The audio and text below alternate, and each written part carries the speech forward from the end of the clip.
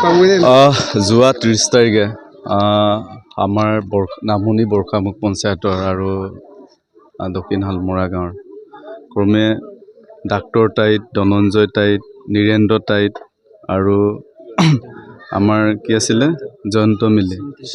জয়ন্ত চিন্তে যোৱা 30 তাৰিখে বেংগলোৰত যি ইয়াৰ পৰা কৰ্মসূত্ৰে তাত গৈ আকস্মিক মৃত্যু হোৱাৰ ফলত সঁচাকৈ আমি আমাৰ বিজেপি অনুচিত জনজাতি মৰ্চা অসম প্ৰদেশৰ তৰফৰ পৰা আমি গভীৰ শোক প্ৰকাশ কৰিছোঁ।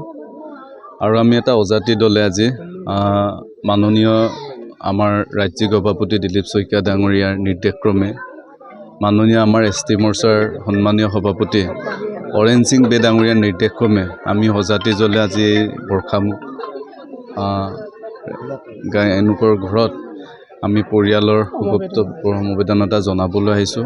আৰু অত্যন্ত দুখৰ বিষয়, ইতিমধ্যে আপোনালোকে জানে এওঁলোকৰ নিথৰ মৃতদেহ আমাৰ মাননীয় মুখ্যমন্ত্ৰী হিমন্ত বিশ্ব শৰ্মা ডাঙৰীয়াই লগে লগে গম পোৱাৰ পাছত একেলোকৰ মৃত শৰীৰ পাৰ্থিৱ শৰীৰ আমাৰ অসম চৰকাৰৰ শ্ৰদ্ধাঞ্জলি আঁচনিৰ জৰিয়তে সন্মানেৰে এওঁলোকৰ পাৰ্থিৱ শৰীৰ ইয়ালৈ আনি দিব পাৰিছে। আৰু ইয়াৰ পৰাই আমি এটা কথা, পূৰ্বতে আমাৰ মই নিজে এইটো অনুতপ্ত হৈছিলোঁ, পূৰ্বতে আমাৰ বহু ভিতৰুৱা বিভিন্ন মিচিং গাঁও এলেকাত বহু ল'ৰাই কৰ্মসূত্ৰে বাহিৰত আছে, কোনোবাই বেমাৰত আক্ৰান্ত হৈ দুৰ্ভাগ্যজনকভাৱে মৃত্যু হৈছিলে, ডেড বডি আনিব পৰা অৱস্থাত নাছিলে, কাৰণ দুখীয়া মানুহ কাম কৰিবলৈ যায়। আমি নিজে এটা সময়ত ৰাইজৰ সহযোগত সকলোৰ সহযোগত তেনেধৰণে আমি ফ্লাইটত আনিবলগীয়া পৰিস্থিতি হৈছিলে। কিন্তু আমাৰ অসম চৰকাৰক এগৰাকী মিচিং যুৱক হিচাপে মই গাঁৱলৈ এজন যুৱক হিচাপে ধন্যবাদ দিবই লাগিব।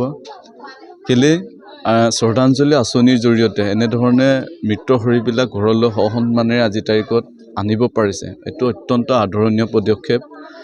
আৰু আশা কৰোঁ মাননীয় মুখ্যমন্ত্ৰী মহোদয়ে 4গৰাকী যুৱক, কাৰণ অকালতে মৃত্যু হ'বলগীয়া হ'ল, নিয়তিৰ ওচৰত এনেধৰণে হাৰ মানিবলগীয়া হ'ল।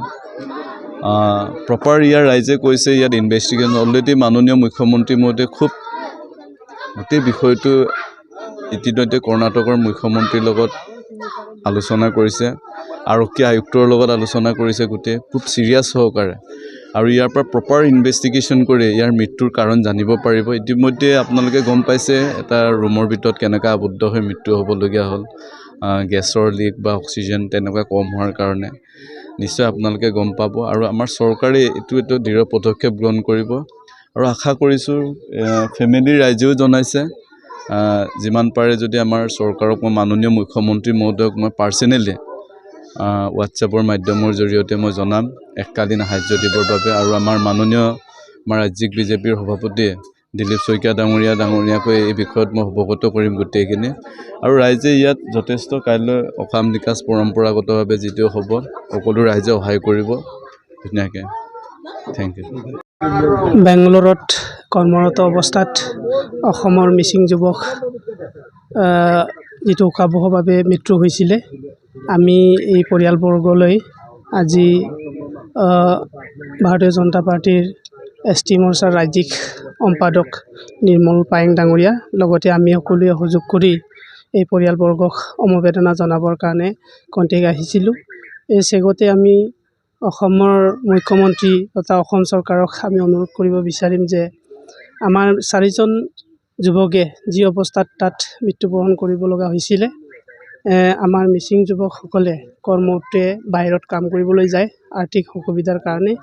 এইকাৰণে এই যি পৰিয়াল চাৰিঘৰে যিটো হৈছিলে, তেখেতলোকক আমি চৰকাৰক অনুৰোধ কৰিছোঁ যে আৰ্থিকভাৱে এককালীন সাহাৰ্য মাননীয় মুখ্যমন্ত্ৰীয়ে যাতে দি পৰিয়ালবৰ্গক ভৱিষ্যত অলপ সহায় কৰে যেন ইয়াকে কামনা কৰিছোঁ।